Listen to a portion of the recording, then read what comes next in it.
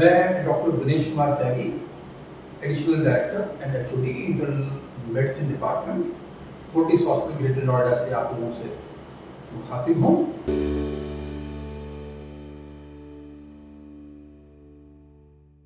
मैं आज आपसे कुछ बरसात से होने वाली बीमारियों के बारे में चर्चा करने के लिए आया हुआ हूँ। जैसे ही बरसात का मौसम आता है, आप लोगों को सभी को मालूम होगा इस मौसम में मच्छरों की तादाद बढ़नी शुरू हो जाती है। मच्छर दो प्रकार के होते हैं, एक एडीज होता है, दूसरा एनोफिलीज होता है। जो एडीज मच्छर है वो हमारे डेंगू के लिए जिम्मेदार होता है, क्योंकि पिछले कई दशकों में हम इस ग्रेटर नोएडा क्षेत्र में खास तौर पर डेंगू के केसेस की तादाद बढ़ते हुए देखते हैं इस बारिश के मौसम में। तो सबसे पहले हम डेंगू के बारे में बात करेंगे। डेंगू एक वायरस से होने वाली बीमारी है। इसके 4 प्रकार होते हैं, first, second, third and fourth. लेकिन इन वायरस में एक खासियत ये है कि इसमें क्रॉस इम्यूनिटी नहीं होती है।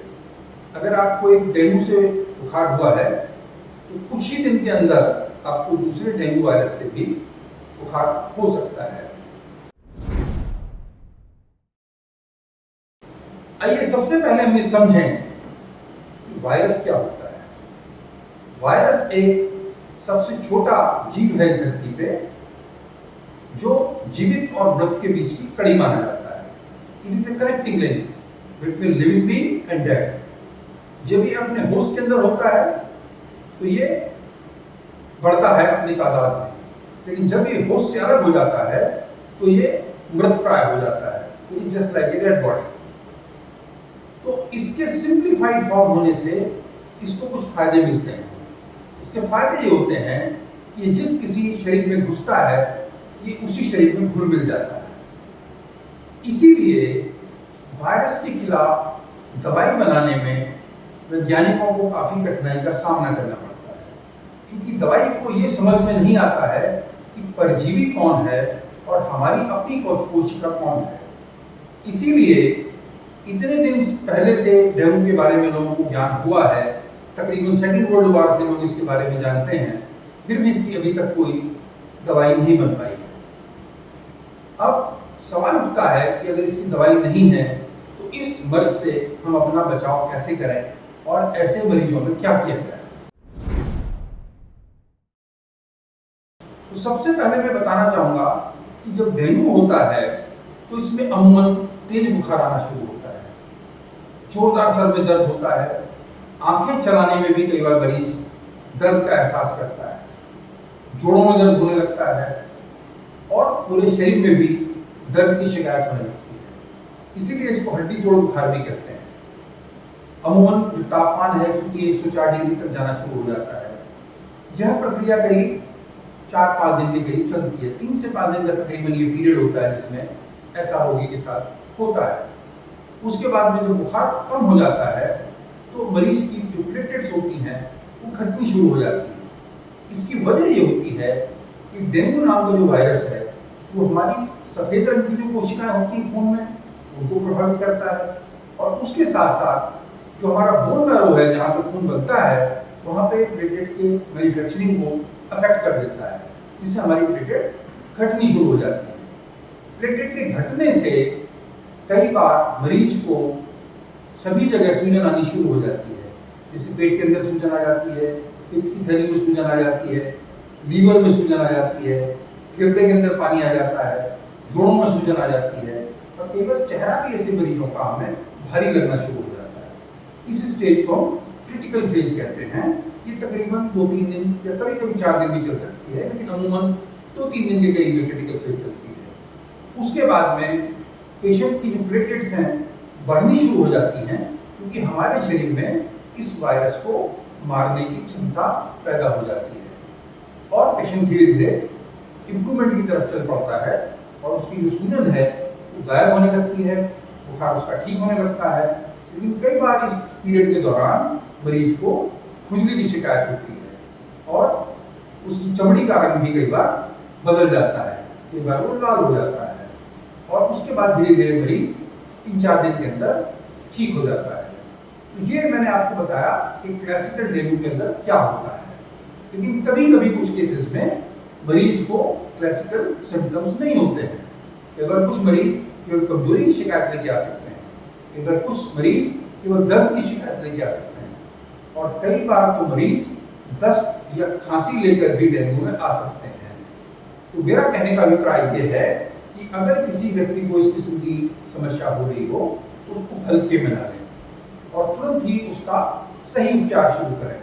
कई बार होता क्या है कि जैसे ही हमें दर्द होना शुरू होता है हम ब्रूफेन की गोली और डिस्प्रिन की गोली, इस प्रकार की चीजें प्रयोग करने लगते हैं।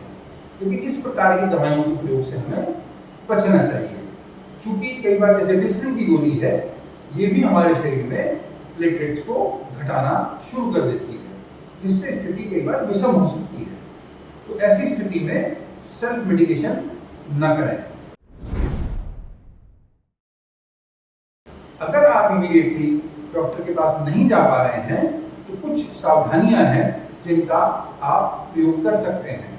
जैसे सबसे पहले आप मरीज को आराम देने की कोशिश करें, उसको रेस्ट करना चाहिए, उसको बहुत भारी काम नहीं करने चाहिए। कई बार रोगी होते हैं, उनको सिम्टम्स होते हैं लेकिन फिर भी वो मेहनत वाला काम करते रहते हैं, तो उनको आराम करना चाहिए, क्योंकि वायरल कंडीशंस आराम करने से इम्प्रूव होती है। उसके अलावा अगर बुखार तेज हो गया है तो मेडिकल संसाधन उपलब्ध नहीं है तो हम उसके ऊपर ठंडे पानी की पट्टियां रखें। कभी कभी हम पैरासीटामोल का प्रयोग भी कर सकते हैं, लेकिन डिस्प्रिन या ब्रूफेन जैसी दवाइयों का प्रयोग बिल्कुल भी नहीं करना चाहिए।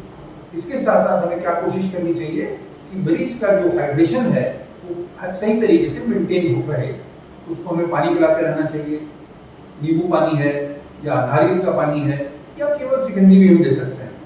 हाइड्रेशन मेंटेन करने से पेशेंट की रिकवरी में लाभ आता है, ये कई बार स्टडीज में देखा जा चुका है। और जैसे ही हमें मौका मिले हमें तुरंत डॉक्टर से सलाह करनी चाहिए, जिससे हम उसकी समुचित जांच करके ठीक से उसका आगे इलाज कर पाए। अब सवाल उठता है कि जो हम रोगी को किसी मेडिकल फैसिलिटी में लेके जाते हैं, किसी डॉक्टर के पास लेके जाते हैं या किसी अस्पताल में लेके जाते हैं, तो वहाँ क्या किया जाता है या क्या किया जा सकता है। तो सबसे पहले हमें इस डायग्नोसिस को कंफर्म करना होता है कि जो व्यक्ति आया है उसको डेंगू है या नहीं है, जिसके लिए हम ब्लड टेस्ट करते हैं। सबसे पहले हम एक सिंपल ब्लड टेस्ट करते हैं, इसको कहते हैं CBC, कंप्लीट ब्लड काउंट। इसके अंदर अमूमन शुरुआत में पेशेंट की टोटल ल्यूकोसाइट काउंट्स, जो रक्त कणिकाएं होती है सफेद रंग की, वो घटी होती है और अक्सर उनकी प्लेटलेट्स में भी कमी पाई जाती है, पर कई बार शुरू में प्लेटलेट्स नॉर्मल हो सकती है। उसके बाद में हम उस पेशेंट का डेंगू का एक स्पेसिफिक टेस्ट होता है जिसको हम dengue NS1 antigen test by ELISA method कहते हैं, जिसको करने से हम डेंगू के टेस्ट को कंफर्म करते हैं। कभी कभी हम इस टेस्ट को कार्ड मेथड से भी करते हैं, जिससे नतीजे जल्दी आ जाते हैं, लेकिन कंफर्मेशन के लिए हमें बाद में फिर दोबारा से ELISA टेस्ट रिपीट करना पड़ता है। इसके अलावा इन पेशेंट्स में हम कुछ और भी टेस्ट करते हैं, क्योंकि डेंगू सबसे पहले हमारे लीवर को प्रभावित करता है और कुछ मरीजों में लीवर के ऊपर इसका प्रभाव काफ़ी ज़्यादा होता है। उसके लिए हमें लीवर फंक्शन टेस्ट भी पेशेंट का करना होता है। इसके अलावा जो बाकी टेस्ट हैं, जैसे हम किडनी फंक्शन टेस्ट हैं, या पेशेंट का कई बार हमें शुगर भी टेस्ट करना होता है, क्योंकि शुगर का फ्लक्चुएशन भी ऐसे मरीजों में हो सकता है, तो उन सब टेस्टों को किया जाता है।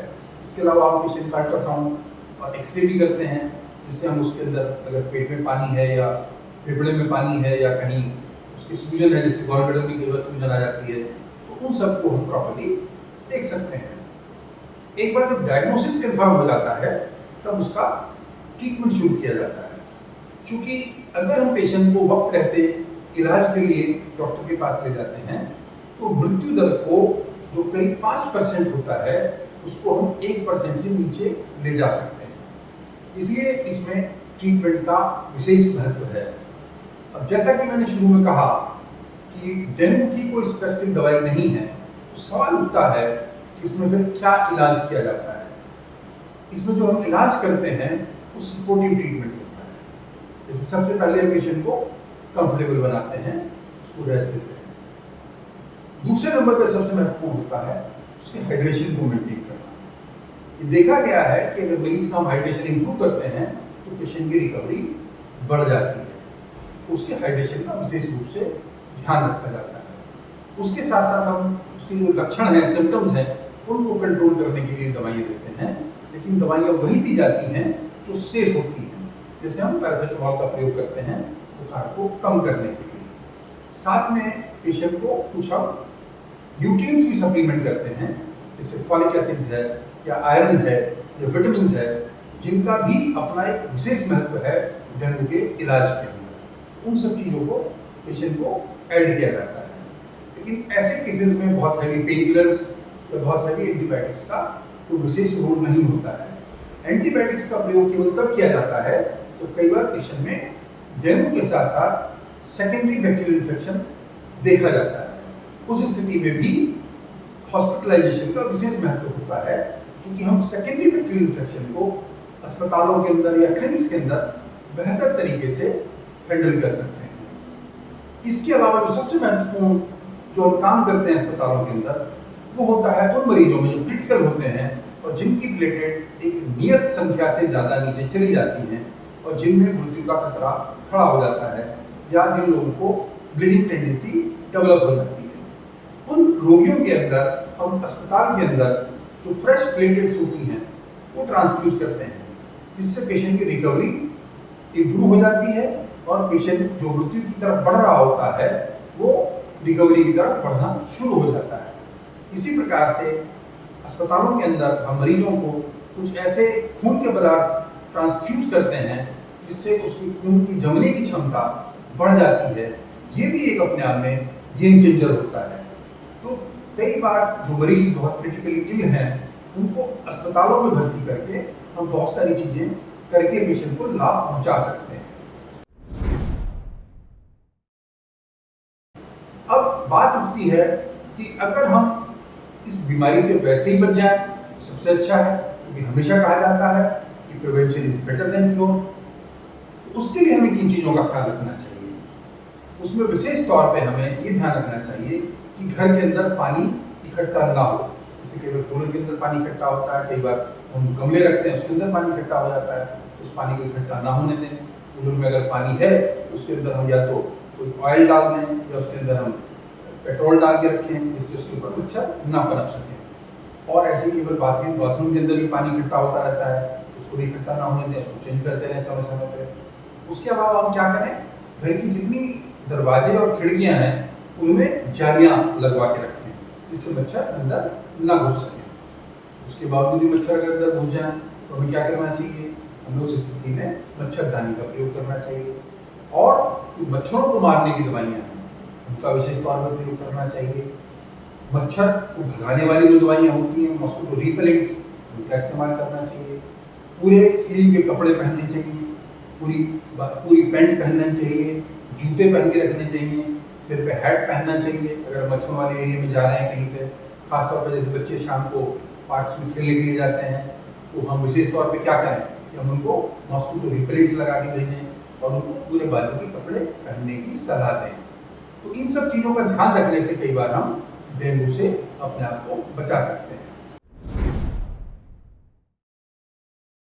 अगर मान लिया किसी केस में डेंगू सस्पेक्ट कर रहे हैं, कंफर्म नहीं है, तो हम क्या करें उसके लिए? तो ऐसी स्थिति में हम ऐसे मरीजों में जो कोल्ड ड्रिंक्स हैं या एनर्जी ड्रिंक्स हैं या बहुत ज़्यादा फ्राइड चीज़ें हैं या जंक फूड हैं, वो सब चीज़ें हम ऐसे रोगी को न दें, क्योंकि उससे उसको नुकसान होने की संभावना है।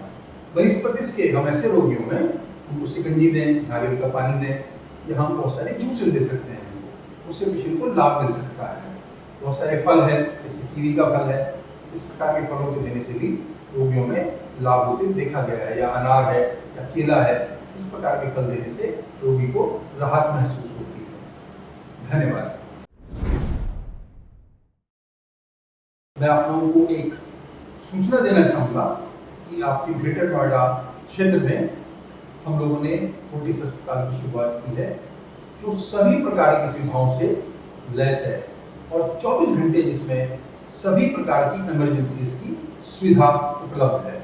इस मौसम में अगर आपको किसी भी किस्म की समस्या हो रही है, चाहे वो इन्फेक्शन है, चाहे वो हार्ट की है, चाहे वो सांस की है, चाहे वो अपने लीवर से रिलेटेड है, चाहे गुर्दे से रिलेटेड है, या किसी भी प्रकार की समस्या बच्चों की है या जैसे गर्भवती महिलाओं की समस्या है, तो उस सभी की सुविधा हमारे इस अस्पताल में बहुत ही अच्छी क्वालिटी में उपलब्ध है, जिसका आप लाभ कभी भी ले सकते हैं 24 घंटे 30 दिन 7 डेज a week।